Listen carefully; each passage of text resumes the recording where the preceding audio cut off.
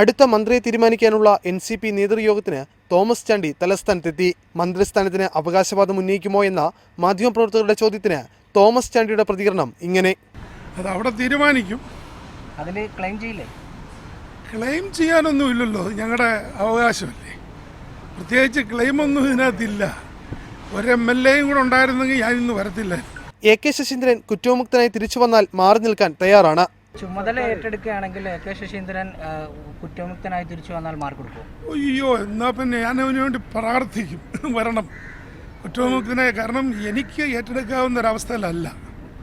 വന്നാൽ തീർച്ചയായും ആ സമയത്ത് 1 കൊല്ലോ 1.5 കൊല്ലോ 2 കൊല്ലോ കഴിഞ്ഞായിരുന്നെങ്കിൽ എനിക്ക് ഏറ്റെടുക്കായിരുന്നു. പുതിയ അഡ്മിഷൻ ഇല്ലാതെ ആളുകൾ കഷ്ടപ്പെടുന്നു, പുതിയ സ്കൂളുകളൊക്കെ പണിയുന്നു. ഞാനിങ്ങനെ വന്നും പോയി നിന്നുകൊണ്ടിരുന്നത്. അതുകൊണ്ട് തീർച്ചയായും അങ്ങനെ കുറ്റവിമുക്തനായി അദ്ദേഹം വരട്ടെ എന്ന് ഞാൻ പ്രാർത്ഥിക്കുന്നു, ആശംസിക്കുന്നു. NCPക്ക് അവകാശപ്പെട്ട വകുപ്പ് മറ്റാർക്കും കൊടുക്കില്ല. പാർട്ടിക്കുള്ളിൽ തന്നെ യോഗ്യതയുള്ളവരുണ്ട്. CPIM സംസ്ഥാന സെക്രട്ടറി ഇക്കാര്യം വ്യക്തമാക്കിയതാണ്.